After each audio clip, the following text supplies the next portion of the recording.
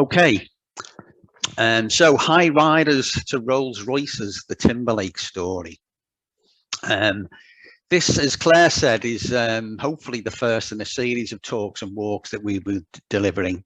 And I think Claire has already explained the King Street Heritage Action Zone. So this is a small map of it. You can see that although it's called the King Street Zone, it covers King Street, Library Street, and all the other little back streets and alleyways in between. So yeah, our part in this, I hope, is to stimulate interest in some of those buildings, some of them that do really need a lift. So if we can make a small contribution to reviving some of those, great old buildings, well then, that'll be fantastic. So what generated my interest in the Timberlake story? Well, it started off with this building, actually.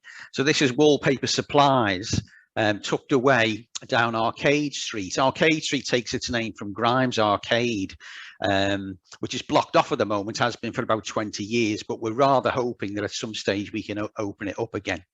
So people looking at this building might think that it doesn't have any real significance, or any real historic significance, but they'd be wrong. I noticed straight away this cobbled driveway in front of the building, which led me to think that it probably had a previous life and a previous existence. I was looking through a book by Bob Blakeman, a Wigan historian from the 1990s. And in the transport section, I came across this advert. So an advert for Timberlakes, hiring cars, hiring charabancs. And now Bob, in his book, placed this in Library Street, but I could see straight away this was our Arcade Street building. So it's unmistakable. You can see the windows match up. I don't know if you can see it clearly, but this sort of dentiled ridge across the front of the building is still in place. And of course, this cobbled runway, driveway was the entrance and exit to the garage. So in this building in Arcade Street is at least 110 years old, and at one time was a really important building in the town centre. So with the help of the archives people, I was able to get a clearer image, and I could see that it was actually an architect's drawing produced by Ormrod and Pomeroy. They were a Bolton partnership of architects who operated between 1904 and 1913. So that helped me to date this drawing around about 1910. They later became Ormrod, Pomeroy and Foy, and we'll hear a bit more about them later on because they feature a bit later in the story. So they were a well-known architect who designed a number of public buildings and quite a few industrial buildings as well. So this was a cutting-edge building in its day. It's all steel framed with a concrete floor, and the steel frame allows to have these full-height glass windows where the cars could actually be displayed on the first floor. And I found out later on that there was actually a lift at the back of the building to transport the vehicles up and down to the first floor. So I was intrigued, wanted to learn more about the Timberlake story. I fairly quickly discovered that the main character in all this was a chap called Herbert Harold Timberlake, HH. Also known as Bert to his friends and family. Now, he was born in 1870 in Maidenhead in Berkshire, born into a family of bicycle makers. So his father Henry, two of his uncles William and Thomas were involved in the bicycle business. In fact, his uncle William was only 8 years older than Bert, and they go on to form a partnership, and they be the main people instrumental in bringing the Timberlake brand or name to the area to the northwest. So this is a map of Maidenhead at the time. This is Albert Street here, which is where young Bert was born. So this was his childhood home, modest terraced house in Maidenhead. So his father had founded something called the Pilot Cycle Company, and they claimed that it was the oldest cycle factory in the world, established in 1868. So he was making bikes under the name of Timberlake and using the sort of Pilot brand as well. And these are the kind of bicycles he was making. The proper name for these, the purest name, is ordinary bicycles. also known as high riders, but I think most people know them as penny farthings. So Henry, Bert's father, was quite an innovative chap. He had a number of patents for various things that he'd invented connected with the bicycles. So it started off on a modest scale. He was only employing 2 or 3 people, but business grew. And by 1880, he'd been bought out by a company called Hickling and Company.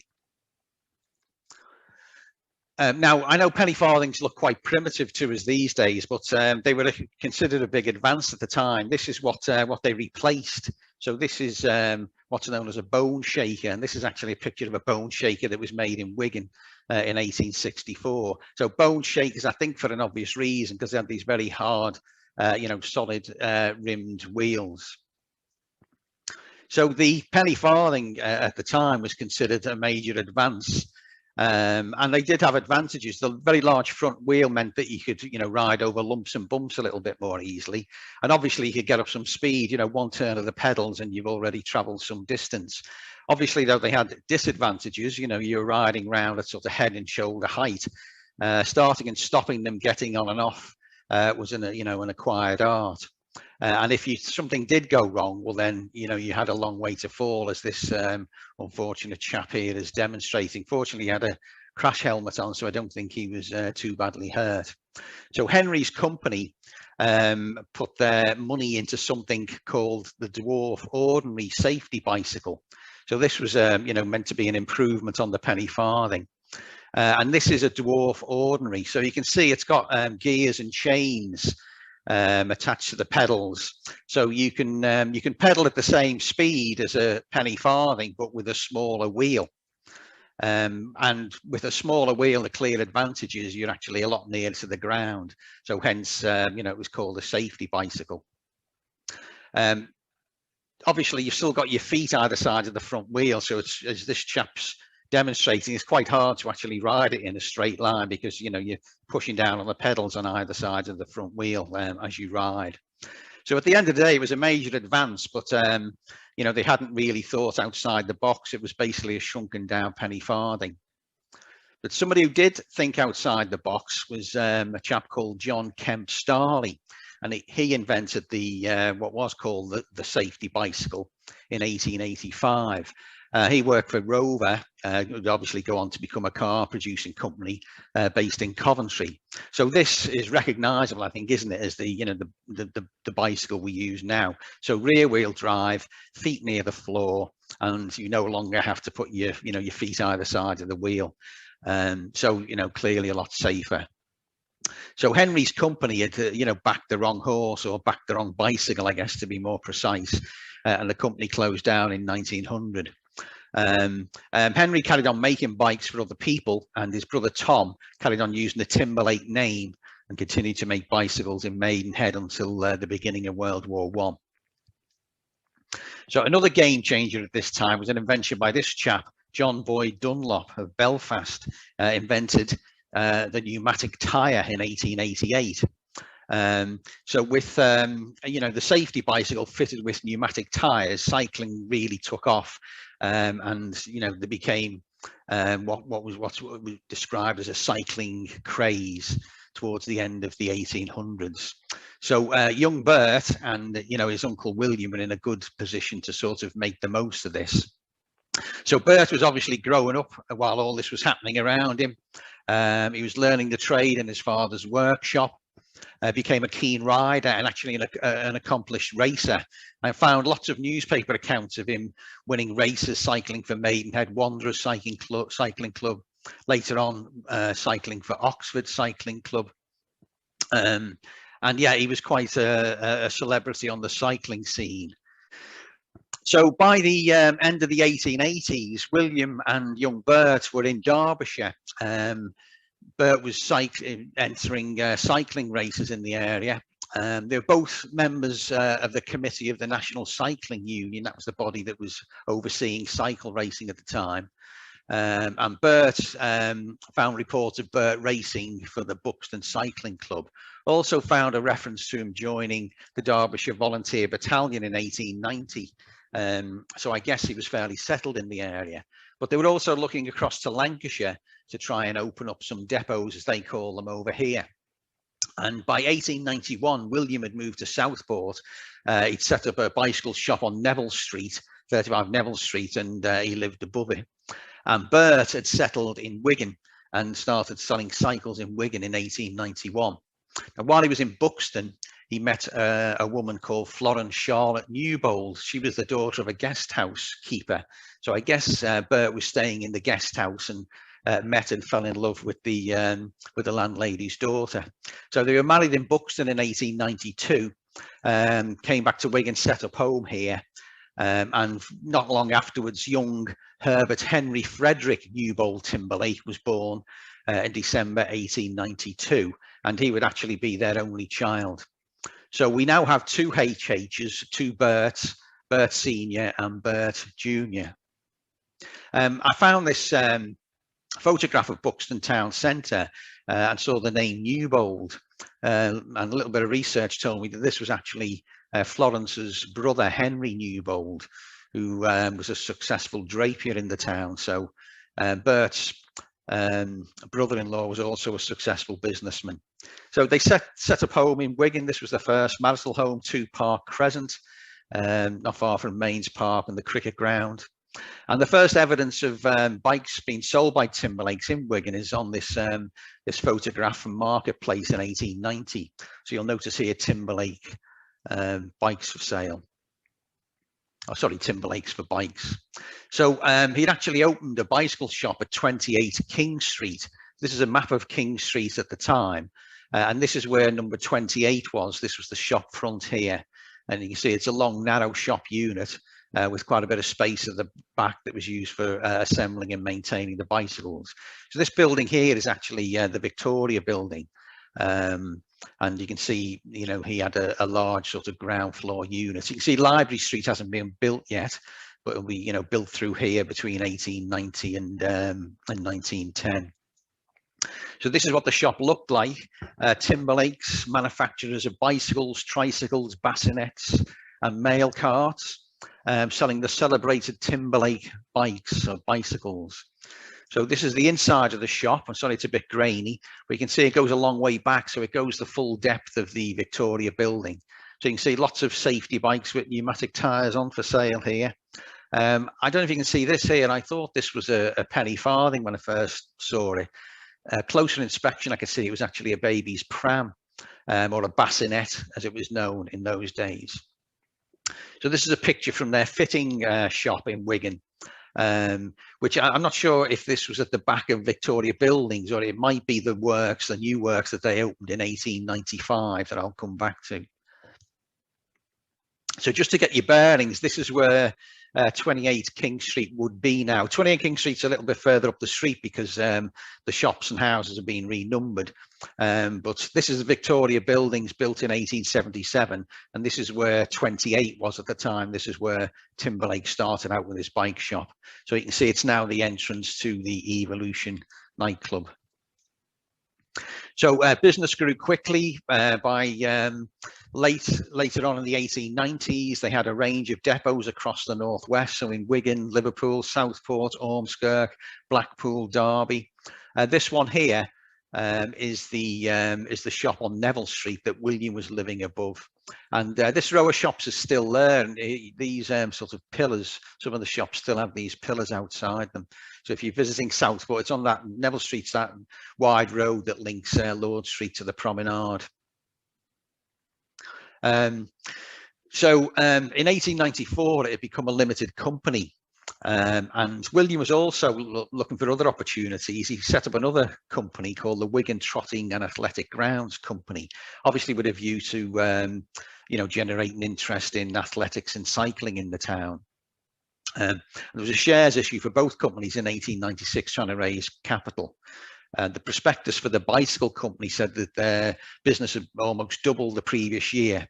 They were looking to raise £75,000 in £1 ordinary shares, which was a little bit ambitious, I think, to say the least. And by this time, William was having had a growing family, and he'd moved to a larger house in Southport in Hampton Road. So the Trotting and Athletic Company was creating a sports ground that would become Springfield Park. William had put up over £2,700, and his fellow investors between them had contributed £16,000 to actually develop and create the ground. There were also ambitious plans for tennis courts, bowling greens, various pavilions, but not all of those were realised. And this is a picture of the turning of the first sod ceremony, 20th of January 1897. So this is William here at the centre with the spade in hand. These are his fellow investors, not, you know, fabulously wealthy men. I think two of them were in the butchering trade. One was a boot manufacturer. I think another a pawnbroker. But unfortunately, it would end badly for them. Because the venture wasn't a particular success. These spades, by the way, Ron Hunt, who many of you will know, tells me that a family member has actually still got one of these spades that was, you know, they were specially inscribed for the ceremony. So they did. The Springfield Park was created. You can see, you know, this is what it looked like at the time. There was a running track, a cycling track, and a trotting track around the outside. And you can see, you know, from these photos that it was used. But unfortunately, it wasn't a success for a whole myriad of reasons. There were disputes with the builder over the quality of the cycle track. I don't think they raised enough capital to build everything they wanted to build, so you know, it probably didn't attract enough events and enough people. So the company actually went bankrupt in January 1901. Did go on, of course, to be used to become Wigan Athletics home ground, and I believe it was used for at least a season by Wigan Rugby League in 1901 to 02 before they moved to Central Park. But I think this failed venture is probably why William moved away from the area, because by 1901 he was back in Derbyshire, and he would later settle back down in the southeast. He continued to sell bikes and cars, died in Essex in 1940, aged 78. He left behind 6 children. I think most of his children were actually born in Southport. But Bert, or HH, stayed in Wigan, and he continued to develop the business. So this was the grand plan for the new works they wanted to build. But I suspect they didn't raise enough money because there's no evidence that anything on this scale was actually built. They did open new works at Bradford Place off Chapel Lane in 1895 and start making bicycles there. And then HH would go on to start selling motorbikes and then start selling cars. There was talk at one stage about them actually manufacturing cars in this building. But like I say, I found no evidence that a building on this scale was constructed or that they did manufacture cars. This is the rough location of the factory, but this was pictured in 1938, I think, when the Eclipse Preserves Works had occupied most of the site. So it's difficult to pick out where this sort of, you know, this grand building would have fitted in here. So I suspect the works were built on a more modest scale. So anyway, 1902, they start selling cars. They become agents for Humber, De Dion, and Minerva. And the first car they sell is actually a Humber. Humbers at the time were made, claimed to be made by royal appointment, as apparently Edward VII and his son, Prince of Wales, who would become George V, both owned Humbers. So old Bert, or HH, appears in the 1904 Who's Who of Motoring. Obviously, there weren't that many motorists at the time, so it was possible to sort of list them all, I guess, in a who's who. But yeah, described him as being an experienced driver, having driven over 30,000 miles, and he was the current owner of a Cottereau, another French car, which would have looked something like this. Commented in the article that it was a very reliable car, and that he'd driven Lord Lindsay around his constituency during the recent by-election without any problems or breakdowns whatsoever. So this was a reference to the 1903 Chorley by-election. Lord Lindsay of Hay Hall had he was already the MP for Chorley, but he'd been appointed as a cabinet minister. And in those days, if you were appointed to the cabinet, you had to stand for re-election. It was considered a potential conflict of interest, being in the pay of the crown, being a people's representative. So you had to stand for re-election to see if the people still had confidence in you. So it was a safe, conservative, sort of pretty rural seat at the time, and there wasn't expected to be a contest. But the Liberals put up a candidate only a fortnight before the vote. So there was these very hurried hustings. And I've read accounts of Lord Lindsay being ferried around to election meetings in places like Tarleton, Croston, Adlington, and obviously Chorley itself. The Liberal candidate won 43% of the vote. So he did give Lindsay a bit of a scare, but Lindsay was re-elected. So I'm sure that he was grateful to Timberlake for his help and support. This is a picture of Lord Lindsay, David Lindsay, in a motor car from around about that time. So he was obviously an early adopter of the motor vehicle. Difficult to date this. I mean, I think it's around 1905, 1906. That's based on the assumption that these are his eldest son and eldest daughter, who'd be about 5 and 4 at the time. Difficult to say what make of vehicle it is, but it does look similar to something called a Delage. And Timberlake, we know from this advert, was actually selling Delage cars at the time. So whether Timberlake supplied him with this car or not, I don't know. But clearly they were closely associated.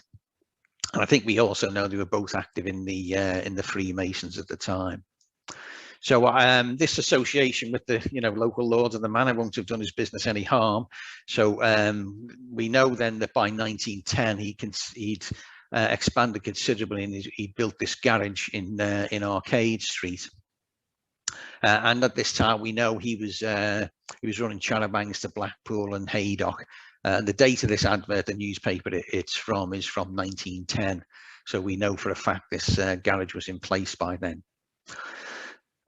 He moved house, or he had moved house by 1911. The census shows him now living at 34 Trafalgar Road, an Edwardian semi on the other side of Mains Park.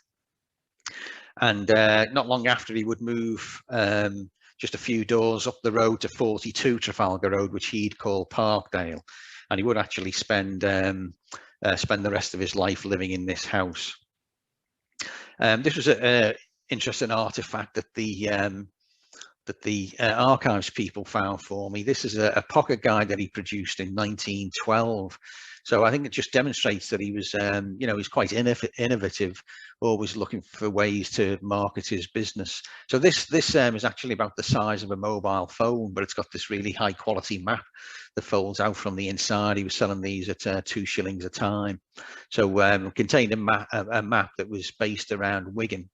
But covered, lots of Cheshire, Lancashire, Derbyshire. Around about this time, he was also advertising, selling motor bicycles, and also selling sidecars. So these sidecars, I don't know about you, but I'm not sure I'd feel too safe traveling around in one of these strapped to the side of a motorbike. It's a bit like riding on it looks like a bath chair on wheels. I think an attempt to reassure us, the advert tells that it's made from the best quality cane. So a little bit of a sort of negative publicity that I came across was this case again from round about the time, and one of Timberlake's charabancs was involved in a fatal accident. And there was a cyclist riding from Lytham to Preston. And I guess the charabanc must have been heading in the opposite direction, going to Blackpool. And from the description in the court case, there were 2 vehicles trying to overtake each other. One being the charabanc, another being a car, and their wheels touched. The charabanc careered off into a ploughed field, but unfortunately it hit a cyclist coming in the opposite direction. So Timberlakes were liable and ordered by the court to pay £750 compensation to the widow and the widow's children. So anyway, as World War One approaches, Timberlake's already on to the next big thing. You can see they're selling Ford motor cars. So Henry Ford had pioneered mass production, the assembly line, and he built factories already around the world. This is inside the factory that he built at Trafford Park in Manchester, just down the road. So Timberlake, you can see, is already on the case selling Ford cars, selling a range of them for all for well under £200. Again, 1914, he's also selling Ford vans and Bell-size vans. Bell-size was a local British company, made vans also in Manchester. Then again, a sign of innovation. During the war, 1917, he's teaching people to drive, running a motor school, and you'll see here ladies especially catered for. So obviously he's conscious that a lot of the men are away fighting, so he's targeting teaching women to drive. Also in 1917, during the war, carry on with coal gas. So obviously there's a petrol shortage, so he's offering to convert vans to run on coal gas, which involves putting this large gas container on the top of your van. This is what they look like in reality. They don't look too safe, but you can see this one's being filled up from a pipe at the side of the street that's linked up to the town gas system. So on a more serious note, during the war, they used their engineering skills to switch to producing shell casings. So you can see this is a photograph of the Timberlake munition staff on the steps in Mains Park. And this here, I believe, is young HH, young Bert Timberlake. This is a larger picture. It may be from later in the war. They may have extended production. But I believe this to be HH Senior, and this chap to be HH Junior. So towards the end of the war, then there was another addition to the family. HH Junior had a son, Keith Herbert William Timberlake. He was born in Southport, where young Bert was living by this time. And he would go on to become a director of the company and also the company sales manager. So this switch to munitions during the war emphasized that they weren't just car salesmen, they were engineers. Bert Senior was involved with a number of car manufacturing companies. He was a motor factor, sourcing and supplying components, and he was also a director of a number of companies. And Bert Junior, after he'd been to Wigan Grammar School and Lancaster College, did an apprenticeship at Vulcan Motors in Southport to also qualify as an engineer.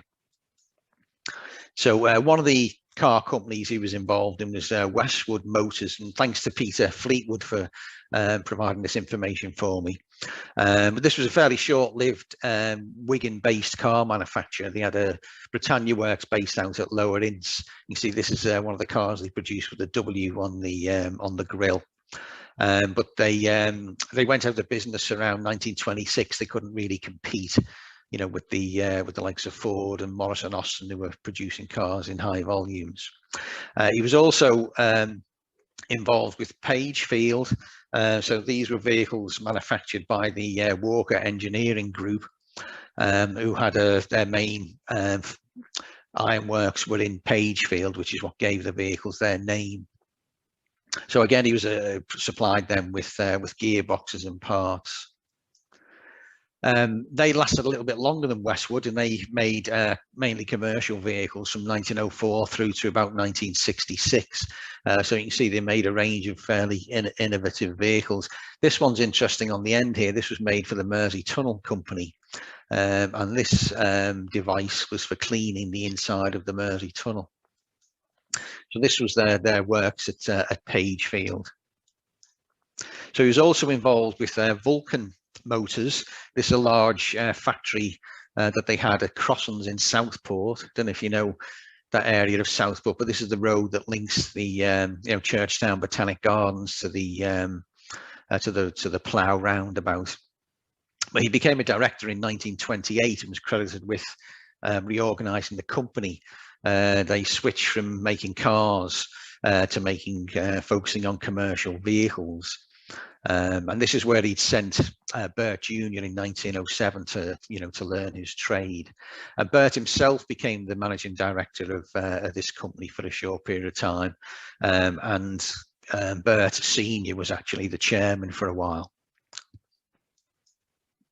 Another car company, another iconic British car company that he was a director of and one-time chair, was Lee and Francis, Coventry-based car manufacturer, who were a sister company to Vulcan's. They shared dealerships, shared components, and they carried on making these, beautiful cars through till 1962. These are now, prize collectors' items. This one here, this pink one, is the Lynx, which was one of the last cars they made. So by the mid to late 20s, then, business was booming. Bert Senior features in this story in the Wigan Examiner. They're doing a series on local celebrities. So it describes him as having contented and loyal staff, a man of simple tastes, photography being his only hobby. And it also praised him for regenerating the town. And I think if you compare some of the maps from the early 1900s to the 1920s, you can see the impact he made in this area that's now, largely part of the Heritage Action Zone. So you can see this is where he started his shop on King Street, but you can see there's a big vacant plot here opposite the college, more empty plots here on Library Street, and there's a gap here on Arcade Street where his, where his garage would be built. If you look at this map from the late 20s, then you can see he's built his garage here in 1910. He's built this huge 3-story showroom and garage here opposite the college. He's built another showroom here on Library Street, and he'll also fill in this gap by building yet another showroom. So you can see the same from aerial photos. This is from 1920. You can see there's the college, and you can see there's this big empty plot across the road. And similarly, there's this empty plot here in Library Street. And by 1938, you can see he's built this impressive showroom on one side of Library Street, another one directly opposite. He's built this huge 3-story showroom and garage directly opposite the college, obviously now the town hall. And this is his original garage here, the first building we looked at, built in 1910. You can see this curved fascia here. This is where the bore the Timberlake name. He'd also acquire these 2 buildings here as well, College Chambers and this corn merchants building on Arcade Street.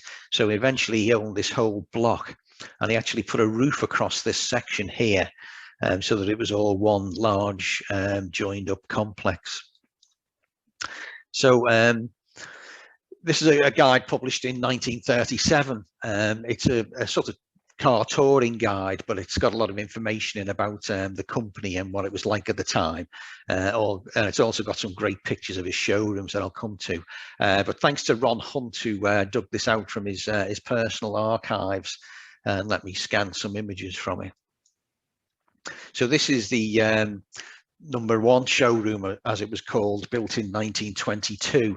So this was designed by Ormrod, Pomeroy and Foy of Bolton. So the same company that designed the 1910 garage on Arcade Street.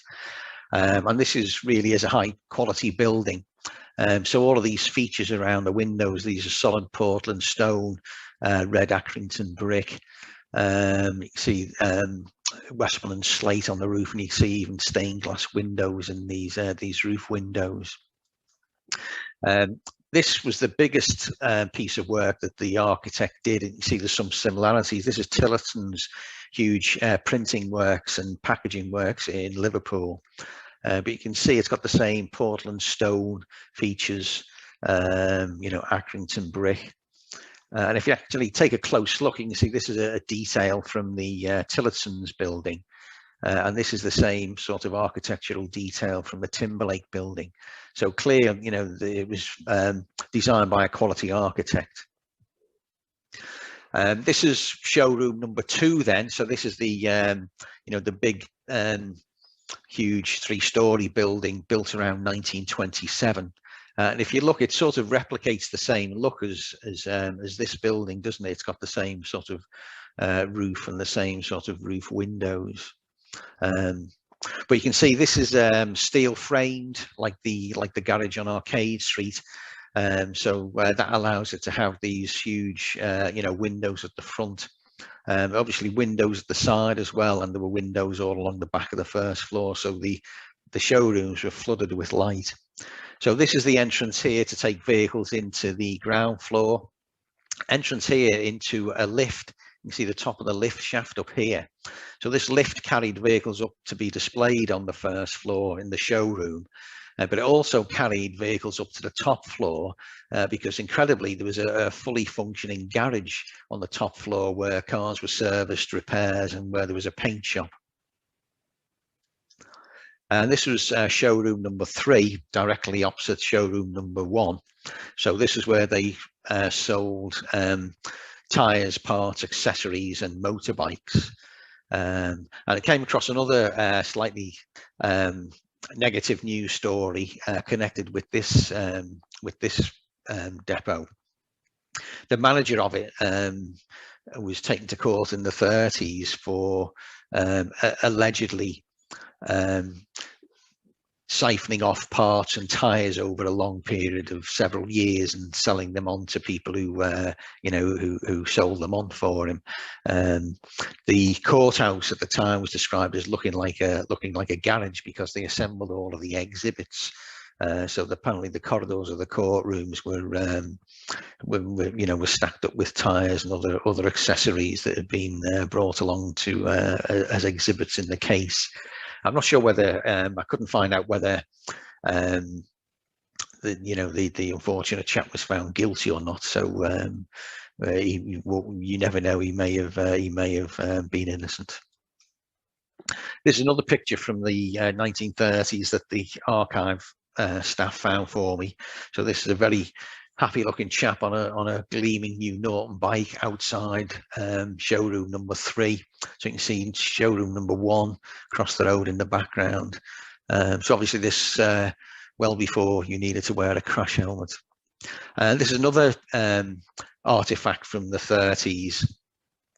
Convertible Rolls-Royce sold by Bonhams in 2005 for £26,000. The first owner was H.H. Timberlake. So I would imagine this possibly belonged to H.H. Jr. But maybe he may have used it to commute across from Southport. As the 30s came to an end, then World War II approached. And at the start of World War II, the 1939 register shows that Bert Jr. is now 47, living in Southport. And he also records that he joined the ARP, so he was doing his bit as a warden. Unfortunately, Bert Sr. doesn't live out to see the end of the war, dies aged 73 in 1944, and is buried in Christchurch on Parbold Hill. Florence carries on as a director of the company, and Bert Jr. becomes the managing director, and his son Keith is a director and sales manager. Now, up until a couple of days ago, it was a mystery in terms of what Timberlake did during World War II, but with the help of a friend, Jack Deakin, who I didn't know until recently, had served an apprenticeship at Timberlake's during World War II, started there in 1943, but his apprenticeship was interrupted because he did naval service. But Jack told me that during World War II, they'd switched to making shell casings again in the same way that they did during World War I. So he told me that the Library Street premises were actually converted into a machine shop. Also says he remembers Bert, whose distinguishing feature was that he was incredibly well spoken. I think the term Jack used was he was very posh, very far back. Jack also met Florence, and he told me that she used to arrive in a green Pontiac at Library Street.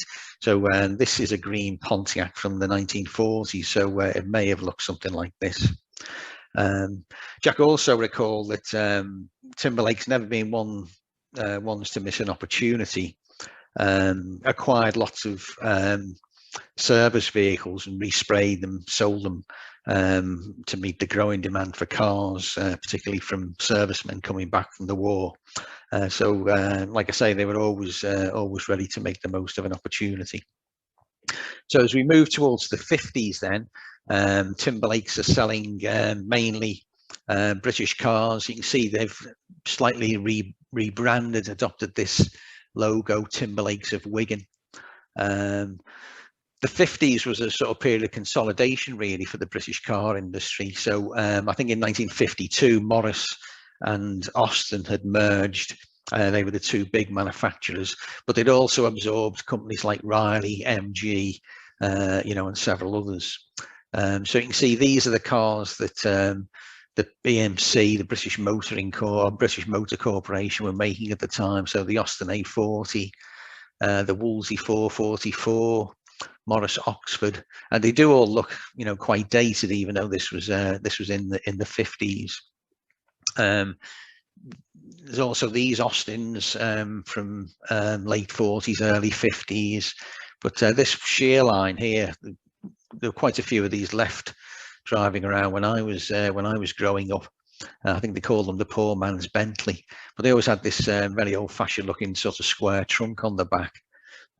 So remember this Austin logo, because we might see something that looks similar to that a little bit later on. So yeah, the industry was consolidating. So Standard, for example, Standard would take over Triumph and become Standard Triumph, and would eventually become part of British Leyland. Alvis was merged into the Rover Group.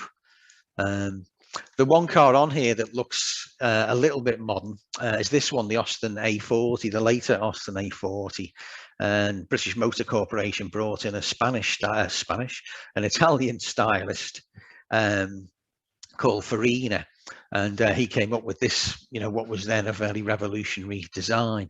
And the car was really popular, and they sold a lot of them. And some people credit this as the the first sort of modern day hatchback. It didn't, strictly speaking, have a hatchback, but it had the shape of one, and it, you did have this sort of space behind the seat, and the seat could be lowered down. So what was happening with the family in the 50s? Well, Bert Jr. was now well into his 60s, and he'd moved to Llandudno, sort of semi-retired. His mother, Florence, had been moved into a nursing home near to where he lived, and sadly she died in 1954, aged 88, and she'd be buried alongside her husband at Christ Church on Parbold Hill. So as the 50s drew to a close, then the Timberlake family's involvement in the company was drawing to a close. In 1959, Hatton's Southport-based dealership bought H.H. Timberlake Limited. They retained the name and ran it as a subsidiary. So H.H. Jr. was now in his late 60s, and he and his son Keith moved down to Sidmouth in Devon. The Library Street premises were becoming unsuitable for a modern dealership, and in 1968, Hatton built new premises on Walgate. So this is a newspaper report, a picture from the inside of the brand new dealership as it was then. And then, rather tragically, in the same year, Keith Timberlake dies very prematurely at the age of just 49. So his father, Bert Jr., actually outlives him and dies aged 94 in 1987.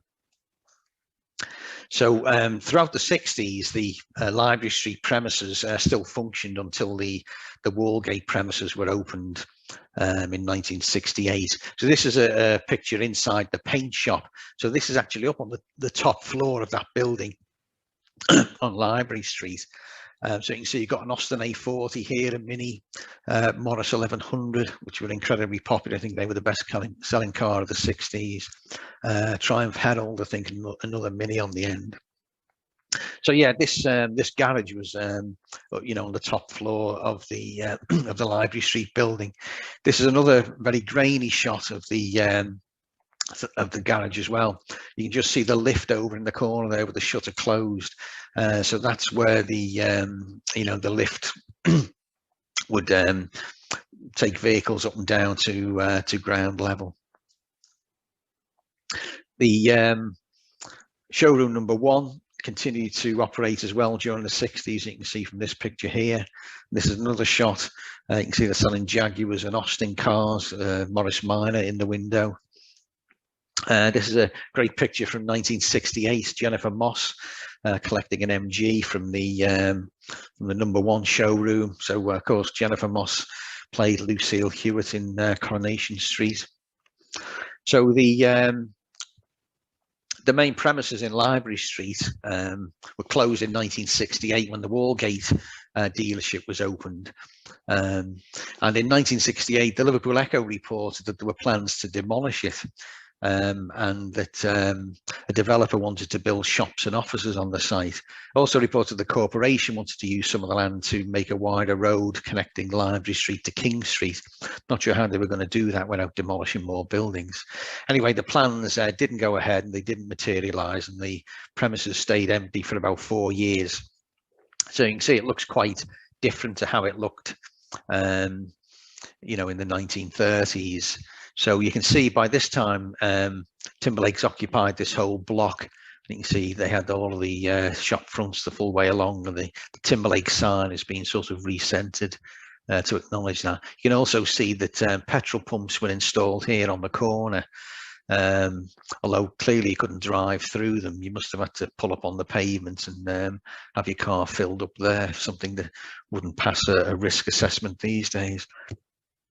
So this advert from the Liverpool Echo in 1977 shows they're still using the H.H. Timberlake name, even though the dealership is now owned by Hattons on Walgate.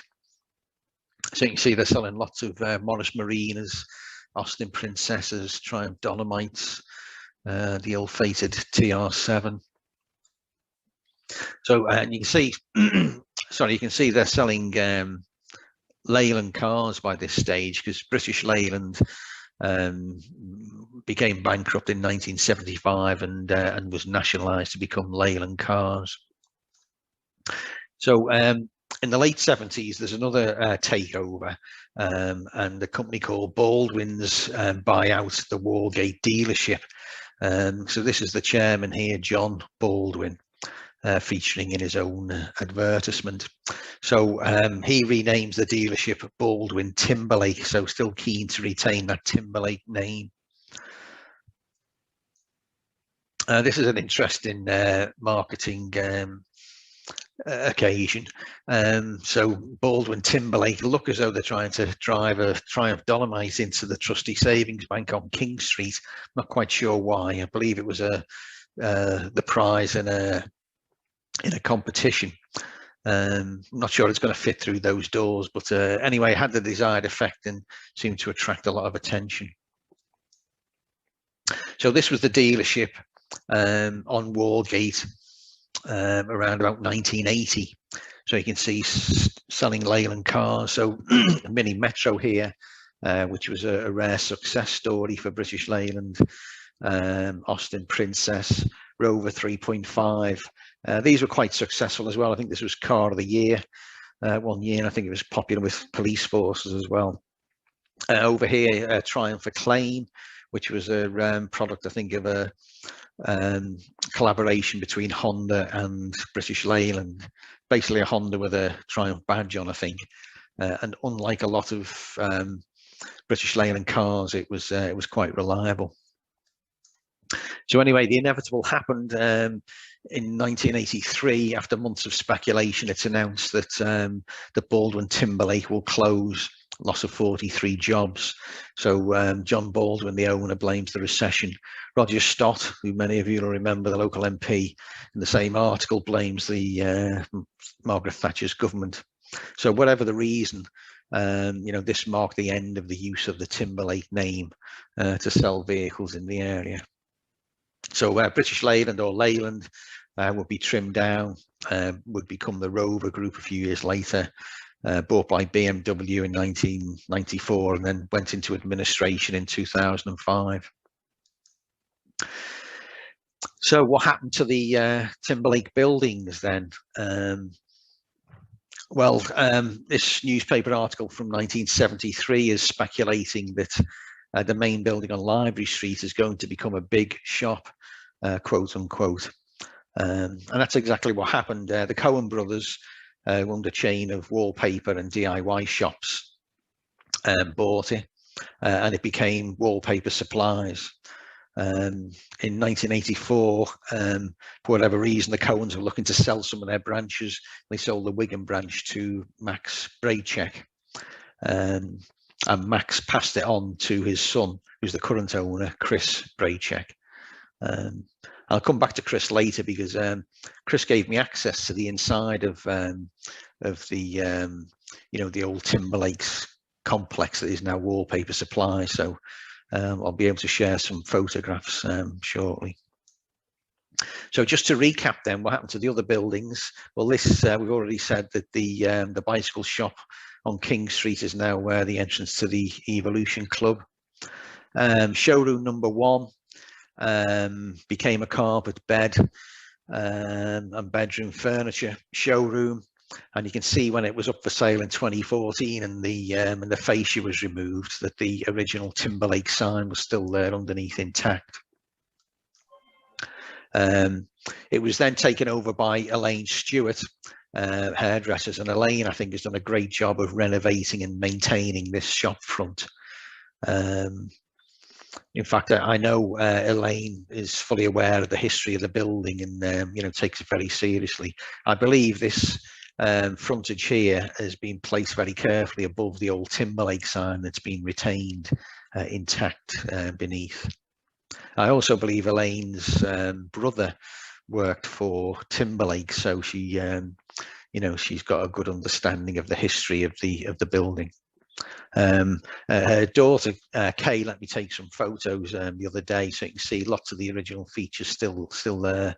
The sort of coving inside, these features outside, solid granite sort of plinth to the shop front. This mosaic decoration still original and still in place, and you can see these sort of Art Deco decorations as well around the doors.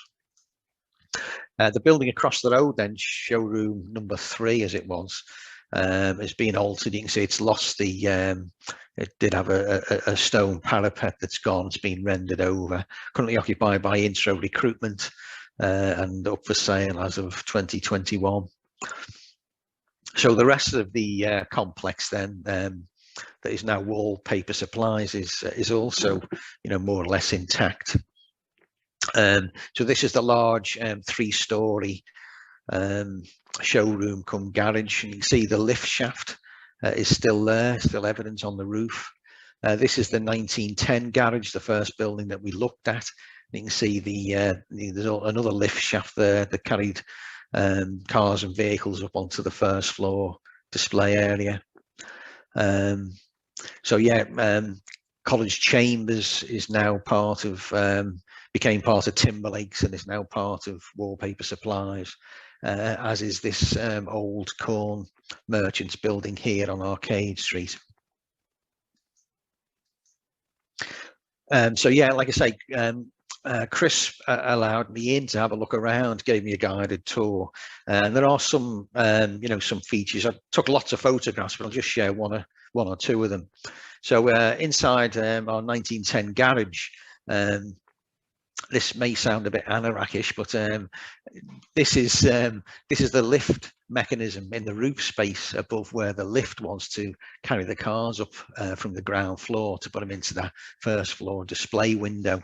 So this is over 110 years old. So you can see these lift wheels here and these pulleys. You can still see some of the metal cables attached. Lift, obviously isn't used now, and the space of the lift shaft's been used for other things.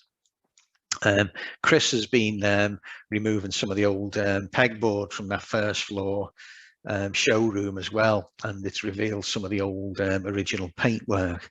And when he pulled one bit of pegboard away, it revealed this 70 or 80-year-old Austin sign. So this is a priceless little bit of motoring and sort of local history. Yeah, I also managed to have a look around the main building. Obviously, there are lots of independent shops now that occupy the front, which Chris has set up. But there are still some original features. So this is the entrance to the lift shaft in College Avenue. You can see the top of the lift shaft is still there on the top of the building. Inside that shutter, then the old 1920s wooden door is still there, still intact. You can see there's some of the sort of massive steel infrastructure here.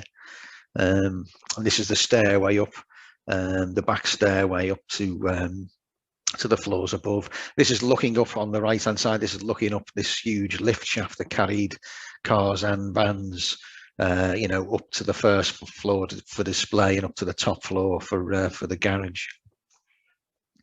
This is looking across the lift shaft from the third floor, and that gives you an idea of the scale of it. Some of the old the shuttering from the lift is still there as well, although it hasn't been used for a long time. This is up in that top floor where we saw the paint shop before. So you can see this is where the lift used to be, where we saw that lift shutter in the 1964 picture. Chris uses this area now for maintenance and repairs. This is on the first floor, again, give you an idea of the scale of the steel work, because there isn't a single pillar on the first or ground floor. Obviously, if you were using this as a car showroom, you want to avoid having to drive around pillars. So all of the load of the concrete floors is borne by the by the steel framework around the sides of the building and by these huge steel joists. These are the original windows as well that have been painted out because the outside of the building was reclad. So another example of the interior steel work in this hoist. And this is up on the top floor, looking across to the town hall. So you can see it was originally timber lined on the top floor. Also, I had a chance to look inside College Chambers, built in 1901. So late Victorian, early Edwardian building, but lots of original features in there. Fireplaces, cornices, these are more or less floor to ceiling sort of bay windows with all the original sashes still intact. Couldn't show photographs of the inside because they are being used as offices, some of them at the moment. And the Timberlake's canteen was up in this top floor in the 60s, and the archive staff found this picture for me. So this is looking out of the Timberlake's canteen window in the 1960s, looking across Arcade Street. You can see Grimes Arcade here. And you can see this timber structure here that's been demolished now. Chris tells me it was a garage, and the ownership of it was disputed when his dad took over. But apparently it was deemed to belong to the Meeks building rather than to Timberlake's. I tried to replicate the picture and failed miserably. Managed to get a picture of a very large television aerial, but hopefully you can get the gist of it.